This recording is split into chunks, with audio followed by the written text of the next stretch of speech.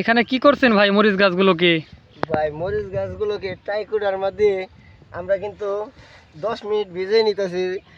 ভিজানোর কারণে কিন্তু এই মরিচ গাছে যে ছত্রাকটা আছে সেটা কিন্তু লাগবে না। দেখা গেছে যে আমরা যে কাগজে বুনি তো তখন মরিচের শিকড় পচে যায়। তো কী জন্য পচে যায় আমরা কিন্তু ভাই অনেকে ইতে থাকি যে ভালো চারা বললাম, সুস্থ চারা বললাম, এটা কীভাবে নষ্ট হয়ে গেলো।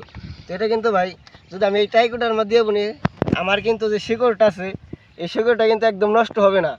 আর এটার একটা মূল কারণ কি, 10 মিনিট ভিজাই রাখার পর যদি আপনি বুনতে পারেন আপনার শিকড় একটাও পচবে না।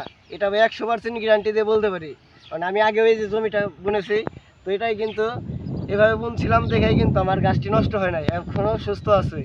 তো কিভাবে বুনবো সম্পূর্ণ ভিডিওটা দেখুন। তো এখন আমি আপনাদেরকে দেখাবো মরিচের চারা কীভাবে রোপণ করা হয়।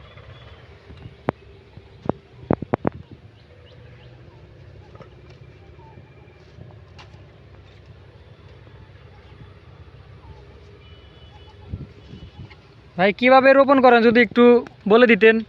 ভাই এই যে চারাটা আমি যেভাবে এই মাদায় ছিল তো সেভাবে কিন্তু বুনে নেব। তো এই চারাটা কিন্তু এই যে এখন তো বুনে চতুর্দিক থেকে মাটিটা টান দিয়ে দিলাম। আর যদি আমি এইভাবে বুনি তাহলে কিন্তু এটা হবে না। অনেকেই কিন্তু ভাই চারাটা এতখানি দিয়ে ফেলান, তো এটা কিন্তু আপনার নিয়মের ভিতরে পড়ে না। এটা কিন্তু চারায় ফাঁক আসলেই কিন্তু নষ্ট হয়ে যাওয়ার সম্ভাবনা 100%। এটা সঠিক নিয়ম হচ্ছে 1 কর। তো 1 কর দিলে কিন্তু এটা পরিপূর্ণভাবে বোনা হবে। একটা চারা থেকে আর একটা চারার দূরত্ব কতটুকু? ভাই একটা চারার থেকে আরেকটা চারার দূরত্ব আমি রেখেছি 18 ইঞ্চি। তো বেশি ঘন হলে কিন্তু ভাই গাছটা পরিপূর্ণ জায়গা নিতে পারবে না, যার কারণে কিন্তু পোকামাকড়ের আক্রমণটাও বেশি হবে। তার যদি এরকম ছাড় থাকে তাহলে কিন্তু পোকামাকড়ের আক্রমণ কম হবে, গাছটা আলো বাতাস তার পরিপূর্ণ মতোই পাবে। তো এভাবেই কিন্তু আমরা সম্পূর্ণ এটা চাষ করে নেব। আচ্ছা, মালচিং দেওয়ার সুবিধা কি?